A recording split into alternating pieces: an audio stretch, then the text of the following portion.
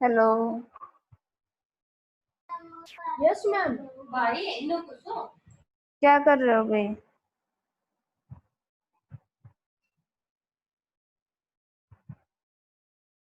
चलो शुरू करते हैं। आज हमारा चैप्टर है, फोर्थ चैप्टर है सिविक्स का, द जुडिशरी। हमारी न्यायपालिका के बारे में। देखो इसमें हम क्या क्या पढ़ेंगे आज। Need for an independent judiciary, एक स्वतंत्र न्यायपालिका की हमें क्यों जरूरत है। और दूसरा है स्ट्रक्चर ऑफ जुडिशरी, जो हमारी न्यायपालिका है उसका ढांचा कैसा है, किस तरीके से काम करती है, तो ये पढ़ेंगे हम इसमें। देखो ये मैप दे एक्टिविटी दे रखी है, इसमें बताना which state and union territory share A common code. एक कॉमन कोड कौन कौन से स्टेट्स का है, जैसे कोड बता दिया। स्टेट कौन कौन से, असम है, नागालैंड, मिजोरम, अरुणाचल प्रदेश, ये सारे स्टेट्स, इनका एक ही कोर्ट है। कहाँ पे है? Guwahati, Guwahati high court. ऐसे ही पंजाब और हरियाणा का एक ही हाई कोर्ट है। Union territory Jammu and Kashmir और लद्दाख है, इनका एक ही है।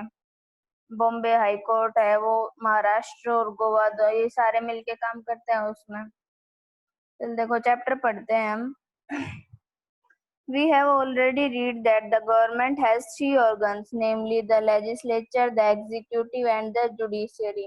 ये हम पीछे वाले चैप्टर्स में भी पढ़ चुके हैं कि हमारे जो सरकार है उसके तीन अंग होते हैं, लेजिस्लेचर है, एग्जीक्यूटिव है और जुडिशियरी है।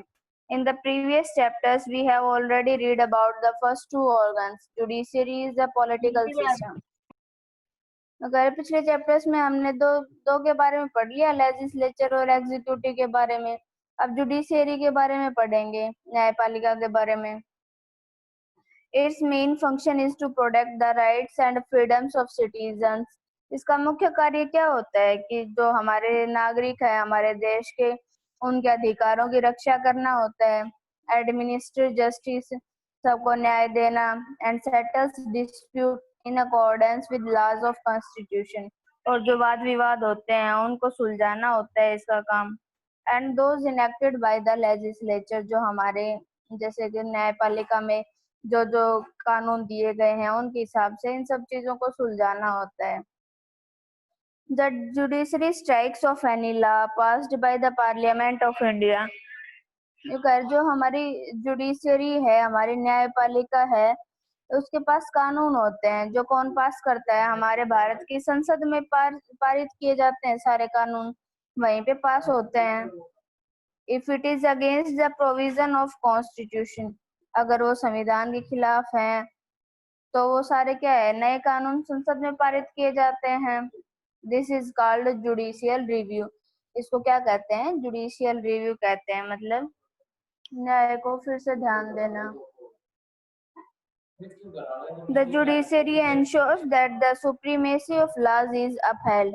तो हमारी जो न्यायपालिका है वो क्या देखती है कि जो कानून है वो सर्वोच्च रहे।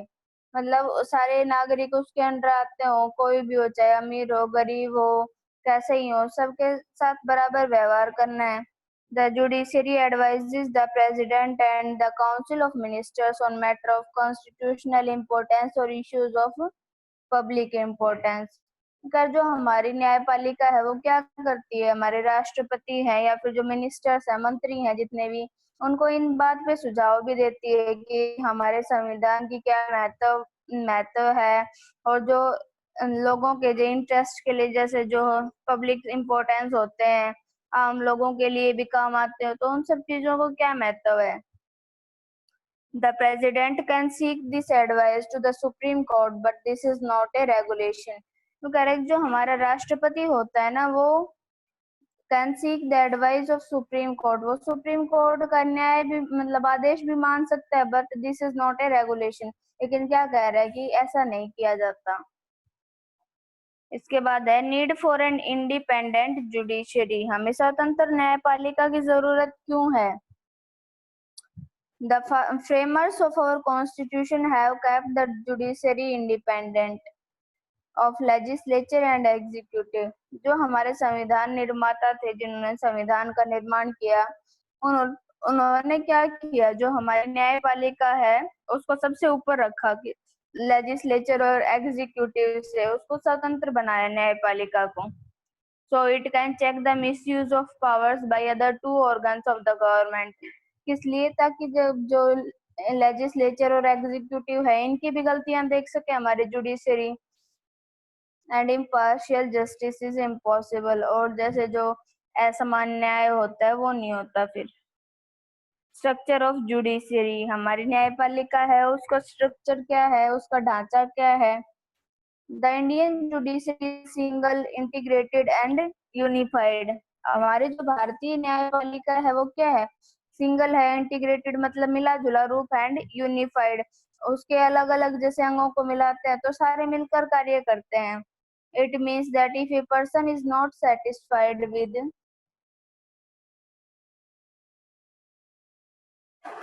the judgment got in the lower courts, ये करेगा अगर कोई व्यक्ति है उसको जो निचली अदालत है उस जो न्याय मिला है लेकिन अगर उसे संतुष्ट नहीं है तो क्या कर सकता है?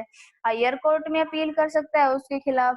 The judiciary is organised hereditary, correct. जो हमारी न्यायपालिका है वो कैसे कार्य करती है? वो सबके लिए बराबर कार्य करती है। The apex और highest court in this structure is Supreme Court। जो सबसे ऊपरी कोर्ट होता है, सबसे ऊपर वाला कोर्ट होता है वो कौन सा होता है? सुप्रीम कोर्ट होता है। सिचुएटेड इन न्यू दिल्ली, कहाँ पे स्थित है? जो नई दिल्ली में स्थित है। Next comes the high courts, उसके बाद आते हैं नीचे सुप्रीम कोर्ट से नीचे क्या होते हैं? हाई कोर्ट होते हैं। Most of the states have a high court in their Capitals. जो जैसे राज्य की राजधानियां होती है उनमें ज्यादातर में क्या मिलता है? हमें हाई कोर्ट मिलते हैं। जैसे सब स्टेट्स होते हैं उनके अपने अपने हाई कोर्ट होते हैं। A few states share A high court, कुछ थोड़े बहुत राज्य हैं जो हाई कोर्ट को शेयर करते हैं, जैसे Haryana and Punjab. Next in territory are the district court and other subordinate courts. उसके बाद कौन से आते हैं? जो हमारे डिस्ट्रिक्ट कोर्ट होते हैं, जैसे जो हर एक डिस्ट्रिक्ट में पाए जाते हैं। जैसे महेंद्रगढ़ में देखते हैं, महेंद्रगढ़ में है, नारनौल में, दादरी में, तो सब जगह अलग अलग पाए जाते हैं। वो डिस्ट्रिक्ट कोर्ट होते हैं सब जिलों में, और उनको क्या कहते हैं? सुबॉर्डिनेट कोर्ट्स कहते हैं। Judiciary is the third organ of democratic government. जो हमारी न्यायपालिका है वो तीसरा अंग है। किसका तीसरा अंग है? जो हमारे लोकतांत्रिक सरकार है उसका तीसरा अंग कौन सा है? न्यायपालिका। It safeguards the right of citizens, जो नागरिक है उनके हितों की रक्षा करती है। एंड रिजॉल्व्स डिस्प्यूट, और विवादों को हल करती है। It acts as a guardian of our constitution, ये क्या करता है? हमारा जो संविधान है उसके गार्जियन का काम करता है। अब देखो ये टेबल दे रखी है हमें, चार्ट आते हैं, सुप्रीम कोर्ट आता है, उसके बाद क्या है? हाई कोर्ट्स आते हैं। हाई कोर्ट के बाद कौन कौन से हैं? डिस्ट्रिक्ट्स में तो कौन से हो गए? डिस्ट्रिक्ट और सेशन कोर्ट हो गए। मेट्रोपॉलिटन एरिया जो होते हैं, मतलब जो शहरी क्षेत्र होते हैं उनमें क्या होते हैं? उसमें एक मजिस्ट्रेट कोर्ट होता है, सिटी सिविल और सेशन कोर्ट होता है, और एक छोटा प्रेसिडेंसी स्मॉल काज कोर्ट होता है। तो शहर, जो बड़े शहर होते हैं उनमें ये 3 प्रकार के होते हैं, और जो छोटे होते हैं जैसे कि उनमें जिले बना दिए जाते हैं आगे। तो फिर उसके बाद कौन से आते हैं? सिविल कोर्ट और प्रोविडेंशियल कोर्ट और क्रिमिनल कोर्ट, ये होते हैं। फिर करते हैं मुंसिल्स कोर्ट, और न्याय पंचायत होती है जैसे गांव में बना दी जाती है। सुबॉर्डिनेट मजिस्ट्रेट कोर्ट होते हैं, पंचायत की अदालत होती हैं। और सुबॉर्डिनेट मजिस्ट्रेट कोर्ट डिवाइड करते हैं जुडिशियल मजिस्ट्रेट और एग्जीक्यूटिव मजिस्ट्रेट्स। ठीक है, समझ आया आपको यहाँ तक? हेलो। चलो Yes. देखो आगे देखते हैं। ठीक है। इसके बाद आता है हमारा सुप्रीम कोर्ट। जो सबसे बड़ा न्यायालय होता है उसको कहते हैं supreme court. The supreme court of India is in new Delhi. हमारा जो सुप्रीम कोर्ट है वो कहाँ पे है? नई दिल्ली में स्थित है। It is the highest court of the land as established by constitution of India. अगर ये सबसे बड़ा कोर्ट है, हमारे संविधान में जो बनाया गया है सबसे बड़ा कोर्ट इसी को माना गया है। The supreme court is the guardian of constitution, ये क्या करता है? हमारे संविधान की देख रेख करता है। And the highest court of appeal, और इसको क्या कहते हैं? हाईएस्ट कोर्ट ऑफ अपील, जैसे जो निचली अदालत होती है उसमें कोई निर्णय दिया गया, लोगों को नहीं पसंद आया, वो उससे ऊपर वाली अदालत में जाते हैं, फिर सबसे ऊपर वाली अदालत में जाते हैं, तो इस तरीके से सबसे लास्ट में कहाँ पे अपील करते हैं? सुप्रीम कोर्ट में अपील करते हैं। The jurisdiction, functions and responsibilities of Supreme Court are defined by the Constitution. जो हमारी जो सुप्रीम कोर्ट है उसकी न्याय प्रणाली, उसके काम क्या क्या है, उसकी रिस्पॉन्सिबिलिटीज, दायित्व क्या क्या है, तो ये सब हमारे संविधान में दिए गए हैं। The chief justice heads the supreme court, जो हमारा सबसे चीफ होता है वो होता है सुप्रीम कोर्ट को चलाता है, मतलब उसका जो सबसे बड़ा जस्टिस होता है वो होता है उसका जज होता है। ए मैक्सिमम ऑफ 30 जजेस असिस्ट हिम, कह रहे कि सुप्रीम कोर्ट का चीफ जस्टिस होता है, उसके नीचे 30 जज काम करते हैं। हमारे सुप्रीम कोर्ट चीफ जस्टिस कौन है?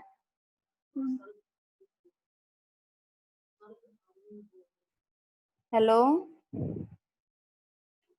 बताओ हमारे चीफ जस्टिस कौन है सुप्रीम Yes, कोर्ट ma'am. के? कौन है भाई, नहीं पता? ये है शरद अरविंद बोबडे, ठीक है। Yes, ma'am. अब देखो, the president appoints the chief justice, जो हमारा प्रेसिडेंट होता है, राष्ट्रपति होता है, वो क्या करता है? चीफ जस्टिस को अपॉइंट करता है। इन कंसल्टेशन विद दोज जजेस of supreme court and high court whom he deems necessary, उन लोगों की सहायता लेकर जो सुप्रीम कोर्ट के जज होते हैं और जो हाई कोर्ट के जज होते हैं, वो क्या करते हैं? वो सारे उसके लिए मतलब अगर उनको कोई सही लगता है, प्रेसिडेंट को यूं लगता है कि इसको चीफ जस्टिस बनाना चाहिए, तो उन सबकी सहायता लेते हैं वो। अदर जजेस are appointed by the president in consultation with chief justice, और जो बाकी जो जज होते हैं वो कौन अपॉइंट करता है? प्रेसिडेंट अपॉइंट करता है, जो चीफ जस्टिस के साथ मिलके। टू बिकम ए जज ऑफ सुप्रीम कोर्ट, जो सुप्रीम कोर्ट का जज बनने के लिए बिसाइड्स बीइंग इंडियन सिटीजन, भारतीय नागरिक होने के सिवा, a person must be an advocate at a high court, किसी को क्या होना चाहिए? जो हमारा हाई कोर्ट है उसमें वकील होना चाहिए। With in A minimum 10 years experience, 10 साल का उसको एक्सपीरियंस, अनुभव होना चाहिए। और ए हाई कोर्ट जज विद एटलीस्ट 5 years एक्सपीरियंस, या फिर हाई कोर्ट का जज होना चाहिए जिसको 5 साल का एक्सपीरियंस हो। और ए डिस्टिंग्विश्ड एक्सपर्ट इन लॉ, और कोई जो जैसे कानून का विशेषज्ञ होता है वो हो सकता है। Once a person is appointed as judge of Supreme Court, he can remain in office till he attains the age of 65 years. अगर कोई व्यक्ति जज बनता है सुप्रीम कोर्ट में तो क्या करता है? उसकी उम्र 65 साल तक होने तक वो क्या करता है? ऑफिस में कार्य करता है, मतलब उस ऑफिस में रह सकता हो, तो उसकी उम्र क्या होगी? 65 साल तक वो कार्य कर सकता है।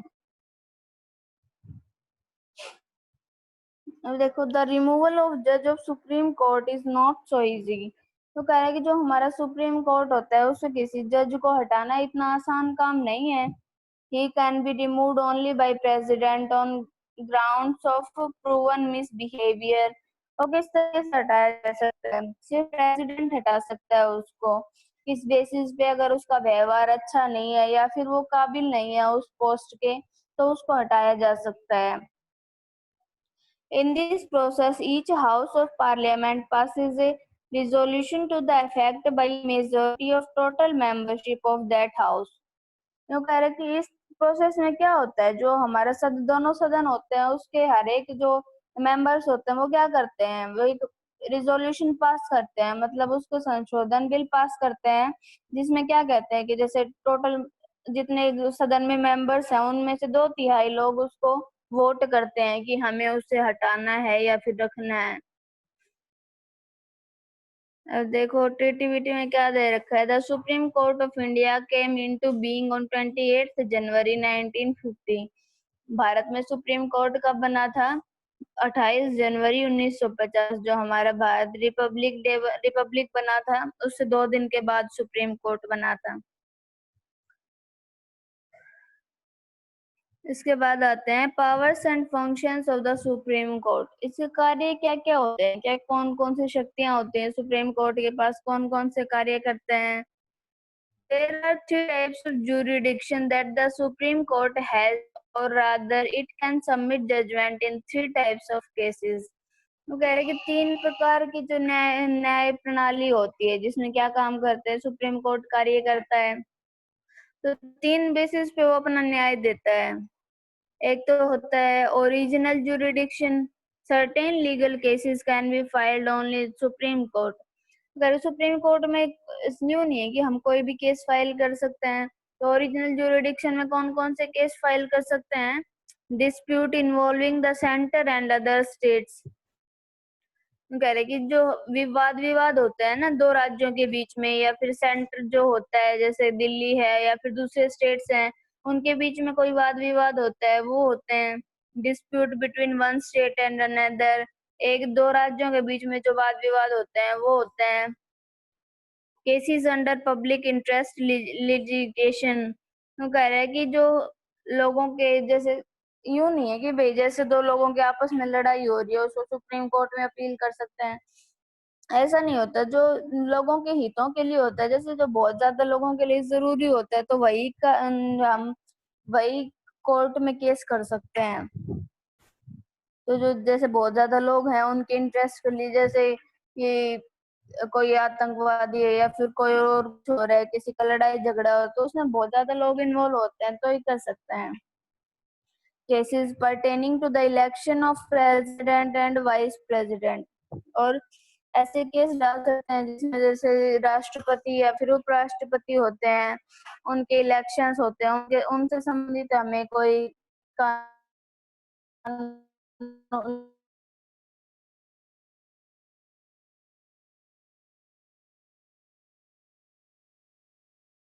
The Supreme Court is the highest court of appeal in civil and criminal cases. जो सिविल केस होते हैं फिर क्रिमिनल केस होते हैं उसमें हाईएस्ट हम कहाँ पे अपील कर सकते हैं, सुप्रीम कोर्ट में। It hears appeal against the judgement rendered by high court. जो हमारे हाई कोर्ट्स होते हैं पहले तो वो अपना निर्णय सुनाते हैं, उसके बाद अगर वो व्यक्ति उससे संतुष्ट नहीं है तो वो क्या करते हैं, फिर वो फिर सुप्रीम कोर्ट में अपील करते हैं। Advisory jurisdiction.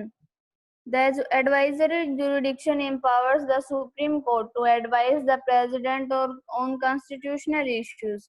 इसमें क्या होता है, जो हमारा सुप्रीम कोर्ट होता है ना, वो प्रेसिडेंट को मतलब सलाह देता है किसके बेसिस पे, ऑन कॉन्स्टिट्यूशनल इश्यूज, जो हमारे संविधान में कोई जैसे किसी बात को लेके या फिर कुछ है।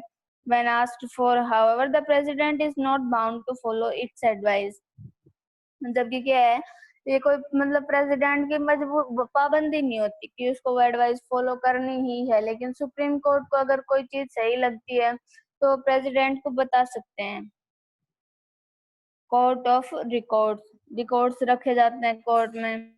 All the cases brought before the supreme court where judgements have been given are maintained as record by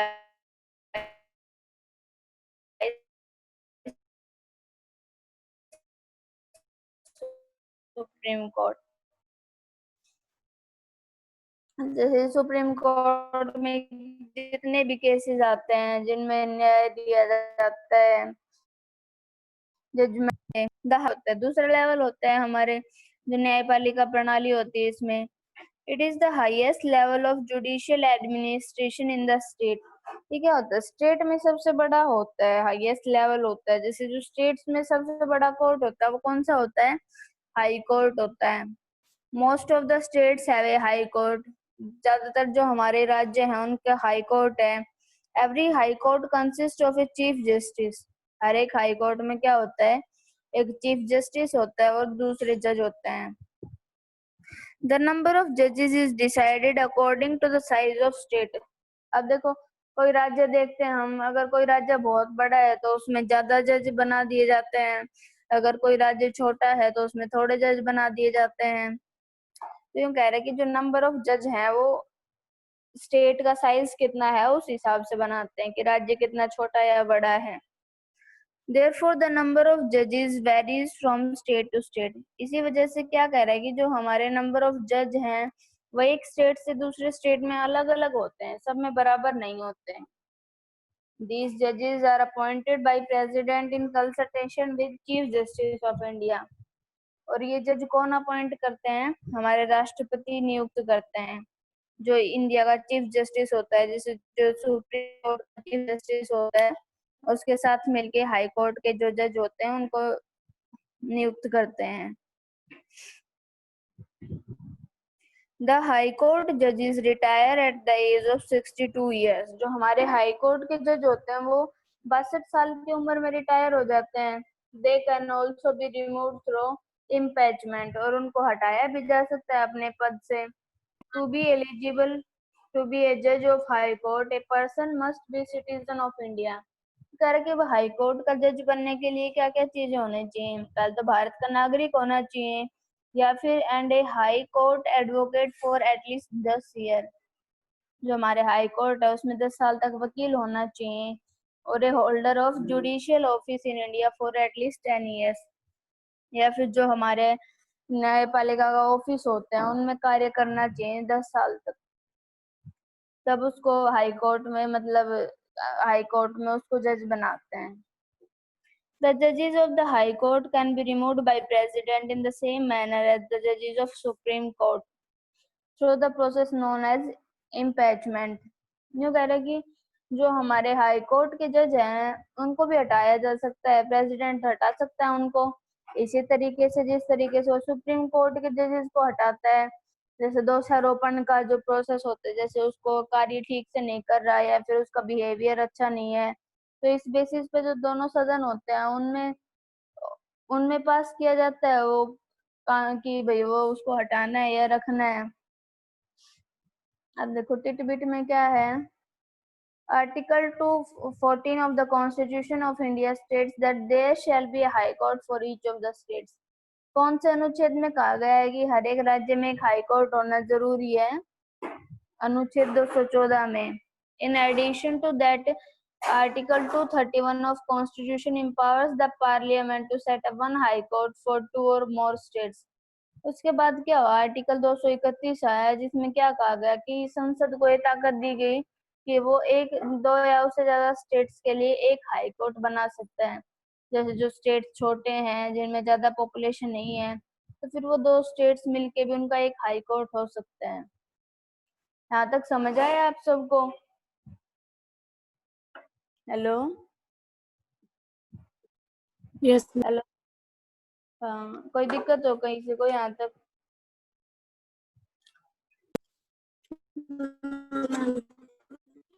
चलो ठीक है, तो आगे करते हैं। Powers and functions of high court. हमारा जो हाई कोर्ट होता है वो क्या क्या कार्य करता है, उसके पास कौन कौन सी शक्तियां होती हैं? High court has the original jurisdiction over cases related to violation of fundamental rights. जैसे जो हमारे अधिकार होते हैं, अगर उनका हनन होता है तो उससे संबंधित जितने भी हम केस ले जाते हैं वो हाई कोर्ट में कर सकते हैं। Its original jurisdiction also extends to matter of administration. करे न्यायपालिका किस में करती है? Administration, matrimonial, contempt of court and cases order to be transferred to a high court by lower court. अब देखो हाई कोर्ट में कोई केस कैसे आता है? जो लोअर कोर्ट होता है, जैसे जो डिस्ट्रिक्ट कोर्ट होता है, उसमें अगर कोई न्याय दिया गया वो संतुष्ट नहीं है तो फिर वो हाई कोर्ट में जाएगा। अगर हाई कोर्ट से भी संतुष्ट नहीं है तो फिर वो सुप्रीम कोर्ट में जाते हैं। तो जो जितने भी केस होते हैं लोअर कोर्ट में, उनको उनको ही ऊपर पास किया जाता है, ताकि वो अगर सही न्याय नहीं मिला हो तो फिर उनको हाई कोर्ट में पेश किया जाता है। Under appellate jurisdiction, the High Court hears appeals in 3 types of cases. जो हाई कोर्ट होता है 3 प्रकार के केस में अपील सुन सकता है, किसमें? सिविल और क्रिमिनल या फिर रेवेन्यू केसेस होते हैं उनमें। If a subordinate court sentence a convicted person to death, an appeal can be made to the High Court. तो कह रहे कि अगर जो कोई निचली अदालत होती है उसमें अगर किसी को मौत की सजा सुनाई जाती है तो क्या करते हैं, उसके खिलाफ अपील करते हैं हाई कोर्ट में उसको कैंसिल करवाने के लिए। Supervisory jurisdiction of the High Court gives it the authority to supervise the working of all subordinate courts under its jurisdiction। जो सुपरवाइजरी जुरिडिक्शन होता है, जिसके देखभाल में सब होता है हाई कोर्ट के, वो क्या करता है, वो सुपरवाइज करने की इजाजत देते हैं, उनको ताकत देते हैं, ताकि सारे जो नीचे वाले कोर्ट्स हैं, सुबॉर्डिनेट कोर्ट्स हैं, वो अच्छे से कार्य कर सकें। इसके बाद हमारे सुबॉर्डिनेट कोर्ट्स आते हैं। Each state is divided into various districts. वो कह रहे हैं हर एक राज्य को हम बहुत सारे जिलों में बांटते हैं। जैसे कोई भी हमारा हरियाणा मान लो, हरियाणा में जैसे जितने जिले हो गए, अब जो दूसरे राज्य हैं उनमें जिले होते हैं, तो हर एक जिले में उनका एक कोर्ट बना दिया जाता है ताकि उस जिले की जितनी भी प्रॉब्लम्स है उनको सोल्व कर सके। The courts which function in these districts are called subordinate courts। जो कोर्ट होते हैं जो इनमें कार्य करते हैं उसको क्या कहते हैं, subordinate court कहते हैं। They hear civil and criminal cases। वो दोनों तरह के केस सुनते हैं, सिविल भी और क्रिमिनल केसेस भी। Which pertain to the district in which the court is formed। जिसमें क्या करते हैं, जैसे जिसके लिए कोर्ट बनाया गया है, जैसे उनके सिविल केस होते हैं जितने भी, जैसे किसी व्यक्ति विशेष से रिलेटेड, जैसे उसका कोई भी मुद्दा हो वो अपना कोर्ट में लेके जा सकते हैं। फिर क्रिमिनल लड़ाई झगड़ा होता है, फिर कोई वजह से और कोई क्राइम कर देता है, वो सारे केसेस हम सुबॉर्डिनेट कोर्ट्स में सुनाते हैं। The court that hears civil cases at the district level are called district court। जो हमारे जिला स्तर पर ये जो कार्य करते हैं उनको क्या कहते हैं, डिस्ट्रिक्ट कोर्ट कहते हैं। And those that hear criminal cases are called session courts। और जो जिनमें क्रिमिनल केस चलते हैं उनको क्या कहते हैं, सेशन कोर्ट कहते हैं। अब आता है टाइप्स ऑफ सुबॉर्डिनेट कोर्ट्स। कितने प्रकार के होते हैं सुबॉर्डिनेट कोर्ट्स होते हैं। The court of the district judge is the highest court for civil justice। जो हमारा नागरिक अधिकार होता है, सिविल अधिकार होते हैं, उनके लिए सबसे बड़ा कोर्ट डिस्ट्रिक्ट होता है। Subordinate courts under it are court of civil judge and the court of मुंसिफ। तो कह रहे कि उसके उससे नीचे जो कार्य करते हैं वो कौन से होते हैं, मुंसिफ होते हैं। मतलब जो जैसे कि गांव की पंचायत वगैरह होती है वो सब होते हैं। The court of the session judge is the highest court in the district dealing with criminal cases। जो सेशन जज होता है उसमें जो कोर्ट होता है उसमें सेशन जज किए जाते हैं, वो क्या होते हैं, क्रिमिनल केसेस के लिए सबसे बड़े माने जाते हैं। Disputes in matter of payment of revenue are settled through revenue court। जैसे कोई लेन देन का मामला होता है, पैसों का मामला होता है, वो किया जाता है रेवेन्यू कोर्ट किया जाता है। The Board of Revenue is the highest revenue court। जो बोर्ड ऑफ रेवेन्यू होता है वो क्या है, सबसे बड़ा रेवेन्यू कोर्ट होता है स्टेट में। Appeals from these courts can be taken into high court। और अगर कोई उनके न्याय से संतुष्ट नहीं है तो क्या कर सकते हैं, वो फिर हाई कोर्ट में भी अपील कर सकते हैं। न्याय पंचायत।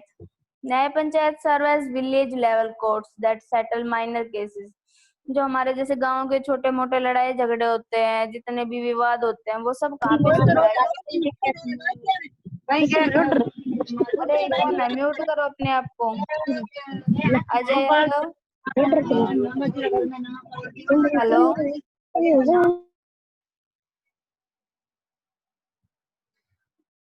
न्याय पंचायत होती है A group of villages served by one न्याय पंचायत। जैसे गांव के लोग मिलके जो बनाते हैं वो क्या है, न्याय पंचायत होती है। These small law courts can only impose fines for minor crimes। जो छोटे मोटे अपराध होते हैं उनके लिए लागू किया जाता है ये। District court take up appeals from these courts. और इसके बाद जो अपील डाली जाती है वो कहाँ पे डाली जाती है, जो हमारे डिस्ट्रिक्ट कोर्ट होते हैं, जिला न्यायालय होते हैं, उनमें अपील की जाती है। अब देखो लोक अदालत। लोक अदालत लिटरली मीन्स पीपल्स कोर्ट। मतलब जो लोगों की अदालत होती है उसको कहते हैं लोक अदालत। It is an alternative dispute settlement mechanism which settles dispute through conciliation and meditation. ये क्या होती है, जैसे लोगों के छोटे मोटे वाद विवाद सुलझाती है, जिसमें आपसी सलाह मशवरा करके उनके जितने भी लड़ाई झगड़े होते हैं वो सोल्व किए जाते हैं। It helps in quick disposal of cases, ये क्या करती है, जल्दी से मामलों को सुलझाती है। The process is simple and carries no fees, और इसमें क्या होता है, ये बहुत आसान सा तरीका होता है और इसमें कोई फीस भी नहीं लगती। द फर्स्ट लोक अदालत वाज हेल्ड इन दिल्ली इन 1985। सबसे पहले लोक अदालत थी वो कहाँ पे स्थापित की गई थी, दिल्ली में 1985 में। लोक अदालत is presided over by A sitting और रिटायर्ड जुडिशियल ऑफिसर्स। जैसे ये देखो बैठे हैं जो जितने रिटायर होते हैं एज द चेयरपर्सन, उनको चेयरपर्सन बना दिया जाता है with 2 other members usually a lawyer and social worker. उनमें एक तो वकील होता है और एक सामाजिक कार्यकर्ता होता है और वो सारे बैठ के उन मुद्दों को सुलझाते हैं। Does everyone have access to courts, क्या हर व्यक्ति की कोर्ट्स तक पहुंच है, मतलब अगर कोई छोटा से छोटा इंसान हो, कोई गरीब से गरीब आदमी हो, क्या वो सब लोगों की भी कोर्ट तक बराबर पहुंच है? In principle, all citizens of India can access the courts in this country. ये कह रहे हमारे देश में सबको बराबर अधिकार है, मतलब हर एक व्यक्ति है उसको कोर्ट तक पहुंच दी गई है। This implies that every citizen has a right to justice through the court. ये क्या कहते हैं कि हर एक व्यक्ति है उसको कोर्ट से न्याय मिलता है। As you read earlier, the courts play a very significant role in protecting our fundamental rights. हम क्या देखते हैं, जो हमारे कोर्ट्स होते हैं उनमें ही देखा जाता है कि जितने भी अधिकार होते हैं वो सब जितने भी अधिकार होते हैं वो सारे हमें कोर्ट से ही मिलते हैं। If any citizen believes that their rights are being violated, अगर किसी नागरिक को लगता है कि उसके अधिकारों का हनन हो रहा है, then they can approach the court for justice to be done. तो क्या कर सकते हैं, वो कोर्ट में जा सकते हैं ताकि उनको न्याय मिल सके।